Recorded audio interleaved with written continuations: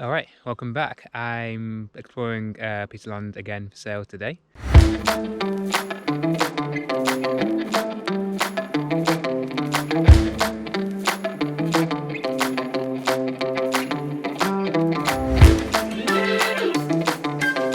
This is Loch Erne, which is kind of on, where are we? Like the border of Stirlingshire and Perthshire. I think you're in Stirling. I think we might still be in Stirlingshire, but it's kind of very much on the border here. We're in the Loch Lomond National Park as well here.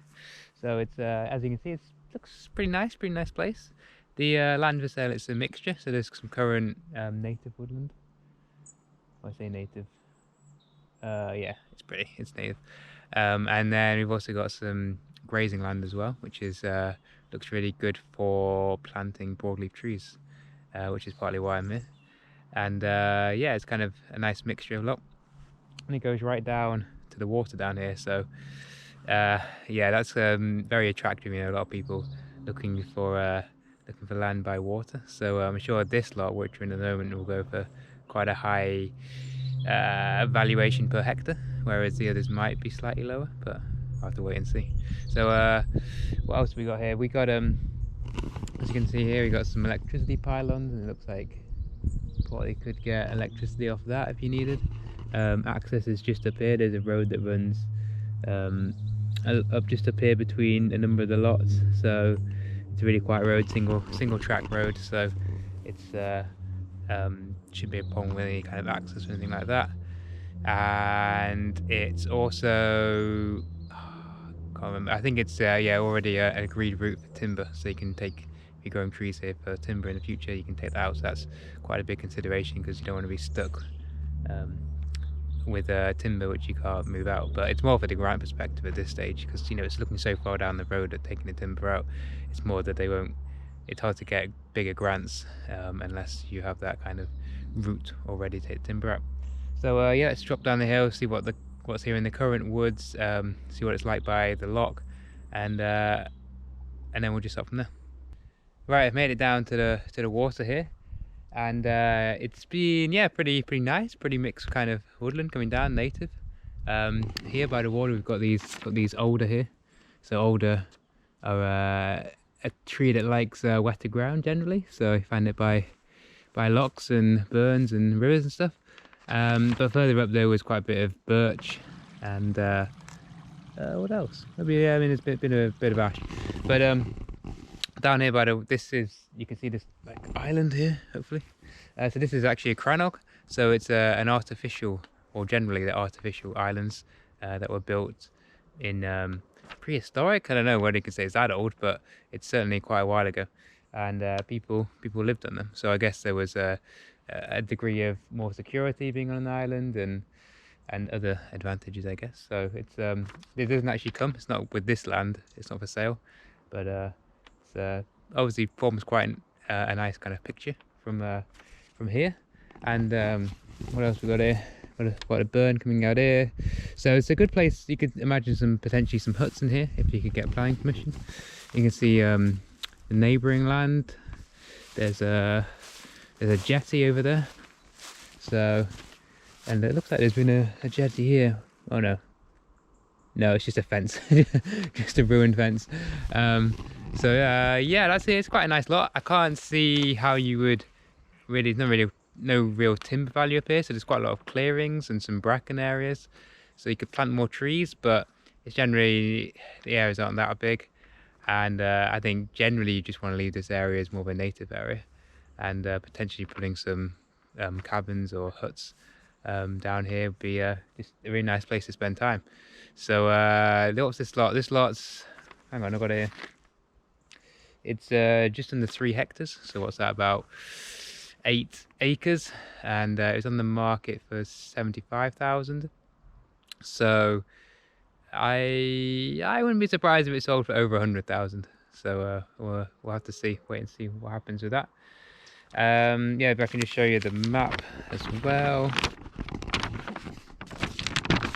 So this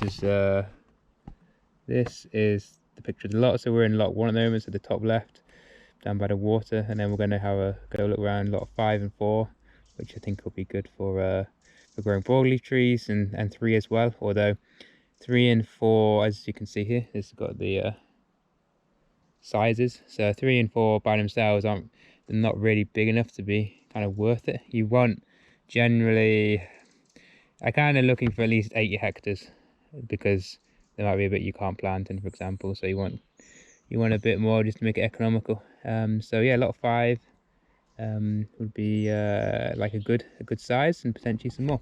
Right, let's head back up the hill. All right, so I made it up here to lot 5, and as you can probably tell, it's a pretty epic views from up here. And I guess the first impression, it seems pretty good for growing trees. It's before I came and looked at the soil maps, so the soil map said it was the podzels around here, but it looks looks fairly good for growing trees on. Like looks fairly good quality. There's a few wetter areas, but not that many. You'd probably just leave those open, and there's a good place for biodiversity. I guess a few, well, you got these pylons running through here as well, so yeah, we've got some electricity, and I think these ones you probably could take electricity off, whereas, you know, sometimes, if I have posted the video, the last piece of land I visited, the pylons are quite big, so maybe not as easy to get electricity off.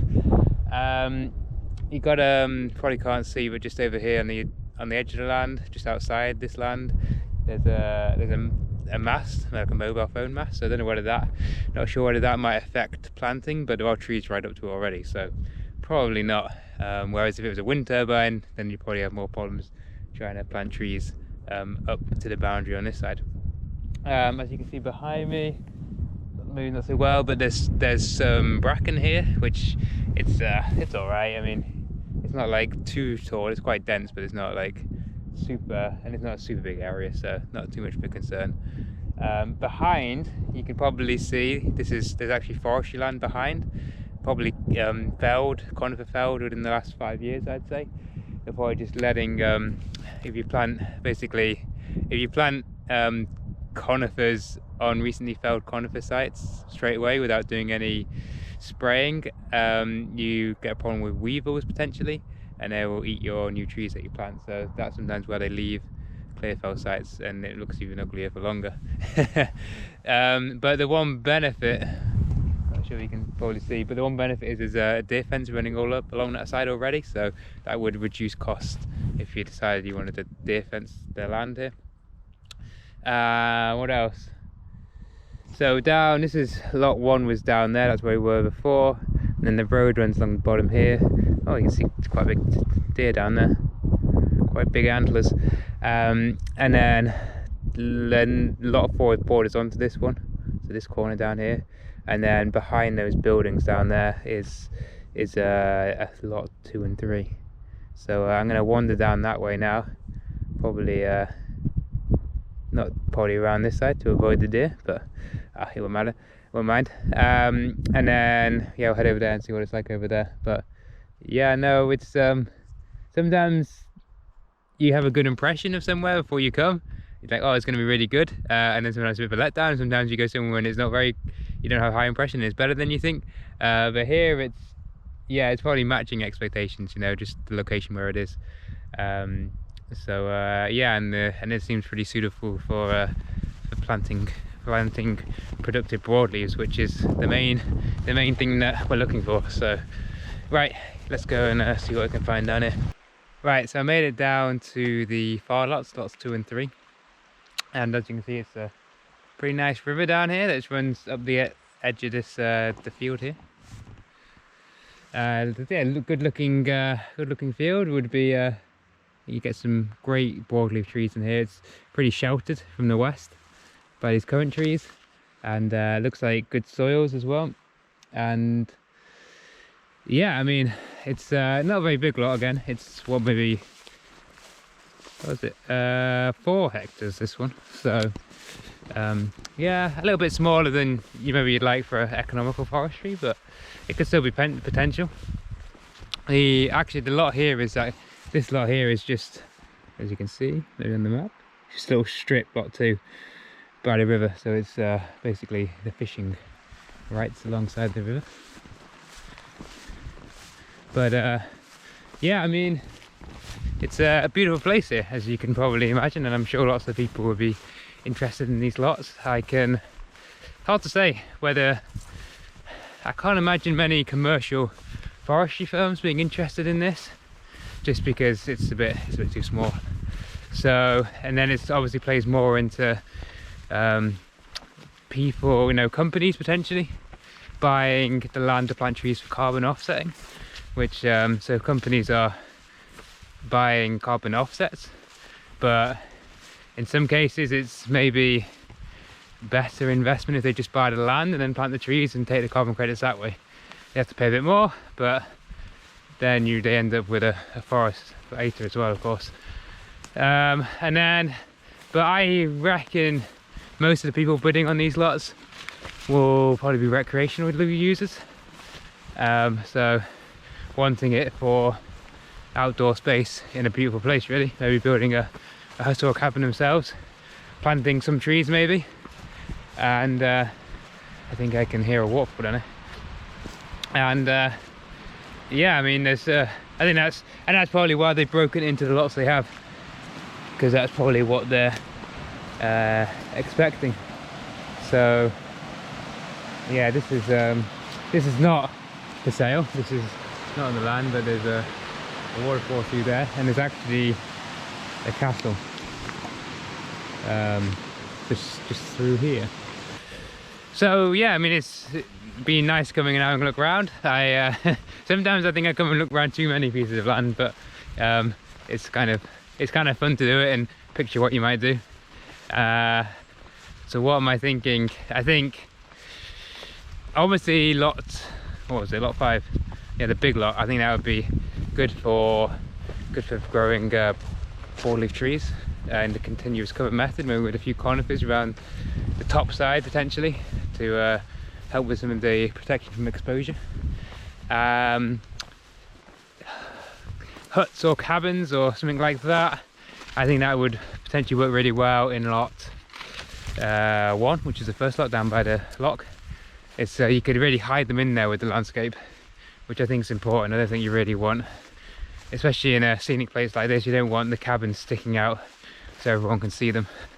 And you'd probably be a lot harder to get permission as well.